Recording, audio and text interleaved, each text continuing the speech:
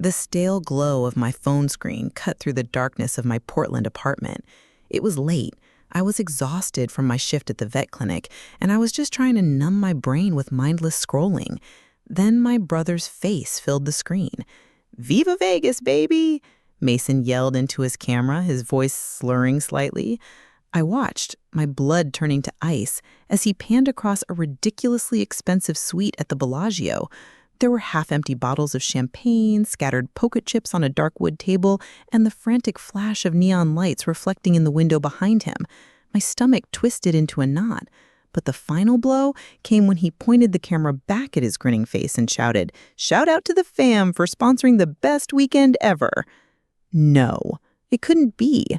I replayed the video once, twice, 3 times. Each pass made my heart hammer against my ribs like a trapped bird. My hands started to shake. The sponsorship he was bragging about was my $10,000, the money I had wired to my parents just 5 days earlier. The money Mom had begged me for over the phone, her voice thick with fake tears. "It's for the house, Callie," she had cried. "We're months behind on the mortgage. We might lose it." It was the house I grew up in, the one where my dad, Walter, built me a treehouse and Mom sang Fleetwood Mac while folding laundry. The thought of them losing it had ripped me apart. So I sent the money, even though it meant draining my savings, the money I was desperately trying to scrape together for a down payment on my own small place. I grabbed my phone and dialed Mom. She picked up on the second ring, her voice sickeningly cheerful. "Hey, sweetheart." I didn't bother with a greeting. "Did you give my 10 grand to Mason?" The silence on the other end was a confession. It stretched on for an eternity before she finally let out a long, weary sigh. "Look, Callie, he was going through a hard time. He needed a break. You know how stress affects his blood pressure." I lied to me. I whispered, the words barely coming out. "You said it was for the house." "Well, we thought maybe if he hit it big at the tables." "You gambled my money?" I was shouting now. Her voice turned sharp, defensive. "Don't be so dramatic. You always act like you're some martyr. He's your brother." "You used me. Again." "Oh, don't be so self-righteous, Callie," she snapped. "You don't have kids.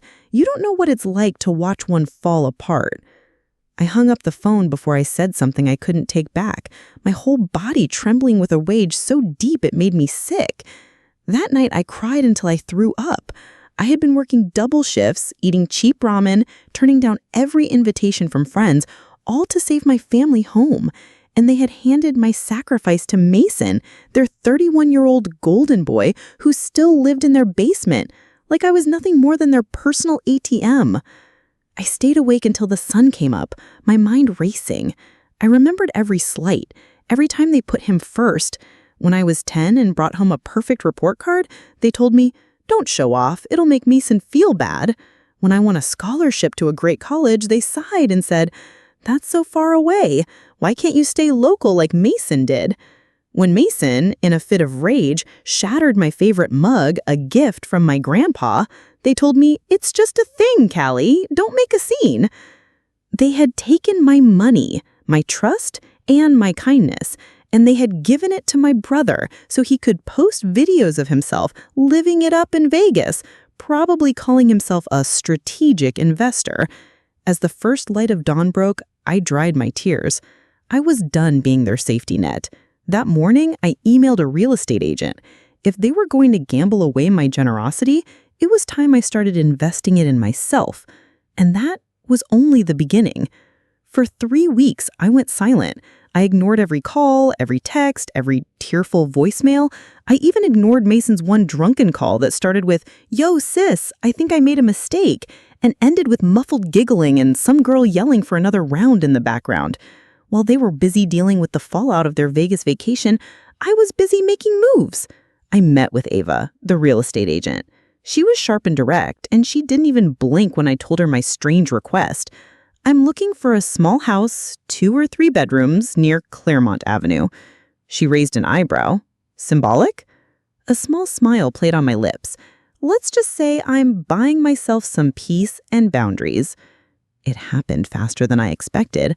I used the last of my savings, pulled some investments I'd been holding on to since college, and cashed out a small bond my grandpa had left me. Within 2 weeks, I had made a down payment.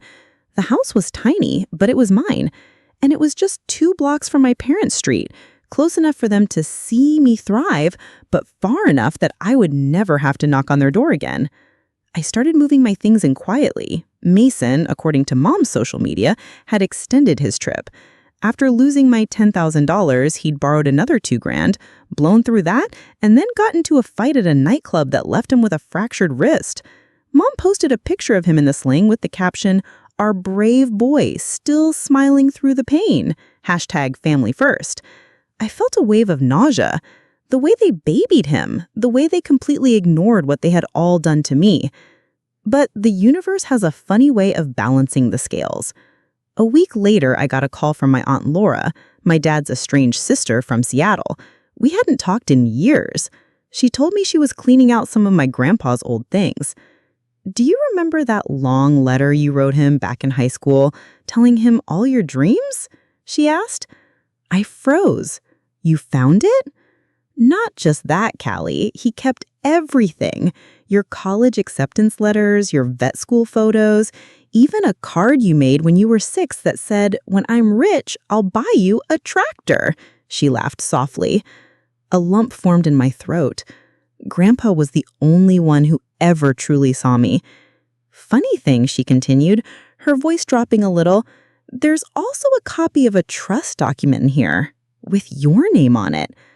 My breath caught in my chest. "What?" "Yep, he left you a chunk of stock from some little tech fund he invested in years ago.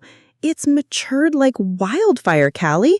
Nobody even knew about it. It's worth close to $300,000 now." I nearly dropped the phone. "But how?" "He never trusted your parents to tell you," Laura said gently. "He told me right before he passed, if Callie ever needs to stand on her own 2 feet, make sure she knows she already can." I sat on the floor of my new empty living room for a long time, just staring at the wall.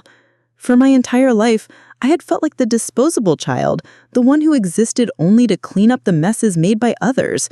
But my grandpa had seen me. He had given me the power to be free long before I even knew I needed it. I wasn't just standing on my own anymore. I was building a fortress. The following Sunday, I went to the grocery store. As I rounded the corner of the frozen food aisle, there they were. Mom, Dad, and Mason. The air instantly felt 10 degrees colder. "Callie, you're back in town," Mom said, her voice dripping with fake surprise. "I never left," I replied calmly, pushing my cart past them. Dad eyed my healthy food in my cart. "Looks like someone's eating well." Mason snorted from behind him. "Must be nice, but she's still bitter about that money." I stopped and turned, a genuine smile spreading across my face. "You mean my money?" Dad's expression hardened. "You act like you stole from me." "I did," I said simply. "It's always about you," Mom hissed. "You've always acted like you're better than us. You don't know what family means." "You're right," I said, my voice still quiet and even. "I don't, because apparently to you, family means lying, using, and gaslighting." Mason rolled his eyes. "Oh, come on, Callie. It was just 10 grand. "Just 10 grand? That was the final crack in the dam. I didn't raise my voice. I didn't cry. I reached into my purse and pulled out a folded piece of paper. It was a crisp, clean copy of the deed to my new house. I handed it to my mother. "What's this?" she asked, blinking at the document. "The house I bought," I said, 2 blocks away. It's where I'll be hosting Thanksgiving this year for people who actually treat me like a person." I then pulled out my phone, tapped the screen once, and turned it towards them. The video of Mason drunk in Vegas filled the screen. His slurred voice echoed in the quiet aisle. "Shout out to my dumb sister Callie for paying for this weekend. Family's good for something." Mom's face went white as a sheet. Dad just muttered, "Delete that." "No," I said, smiling gently. "In fact, I think I'll send it to a few people who've been wondering where your mortgage money really went. I turned and walked away, the squeaky wheel of my cart the only sound. For the first time in my life, I had my back to them, and I felt nothing but relief. 3 hours later, my phone began to buzz itself off the table. Missed calls, panicked texts. "Mom, you embarrassed your brother. Take that video down now." "Mom, do you want to ruin your father's name too?" "Mom, fine, we can talk. Just please don't do anything stupid." I hadn't just sent the video to a few people. I had sent it to the extended family WhatsApp group, the one they had quietly removed me from years ago. It was filled with aunts, uncles, and cousins who had no idea I was the one who paid off Dad's car loan last year, the car he told everyone he'd bought with cash. The replies came fast. My cousin Dean was first. "Wait, this is how y'all treat Callie after everything she's done for you?" Then Aunt Louisa. "I always wondered why she stopped coming to reunions. Now I know." The story spread like a wildfire. The image my parents had spent a lifetime polishing had shattered in a single afternoon. The next day, they showed up at my new front door. I saw them through the peephole. Mom with her arms crossed, Dad looking exhausted, and Mason standing behind them holding a plastic grocery bag as a pathetic peace offering. I opened the door just a crack. "Callie," Mom began, "we made mistakes, but this whole stunt was unnecessary." "Unnecessary? So now you're my family again?" I asked, my voice flat. Dad cleared his throat. "Look, we talked. Mason wants to apologize." Mason shuffled forward, his eyes on the ground. "Yeah, sorry about the money thing." "That's it?" I asked. He shrugged. "What do you want me to say?" I looked at their faces, at the years of casual cruelty and entitlement. They weren't here because they were sorry. They were here because they got caught. "I don't need your apology," I said softly. Mom's eyes narrowed. "So, what now? You're just going to cut us off?" I smiled, a real, peaceful smile this time. "No, I'm just putting us in the right order." I slowly closed the door, not slamming it, just clicking it shut. I locked it and walked away. 3 months later, my life was unrecognizable. With Aunt Laura as a silent partner, "I've been waiting for someone in this family to show some integrity," she'd said. I expanded my vet clinic. I hired 2 assistants and started holding monthly pet rescue drives that brought the community together. People came not just for my skills, but for the quiet strength they said I had. My parents, on the other hand, found that some stains never wash out. Dad's hours at work were cut, and without my financial support, the mortgage went unpaid. They called me one last time, their voices frantic. "We're going to lose the house, Callie. You're our parents. You can't let this happen." I thought about that $10,000 I sent with blind faith. I thought about their lies, their betrayal, and the long, lonely years of being their last resort and first sacrifice. Then I thought about the woman I was now, calm, whole, and free. "I can't help you," I said, my voice steady. "But maybe Mason has a casino contact." I hung up. I never heard from them again. Sometimes I drive past their old house, the one they lost. A new family lives there now. There's a swing set in the yard and kids' bikes on the lawn.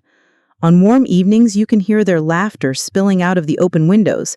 It's a bright, real sound. It reminds me of what a family should feel like, and it reminds me of what I finally gave myself permission to build all on my own. No more begging, no more fixing, just freedom.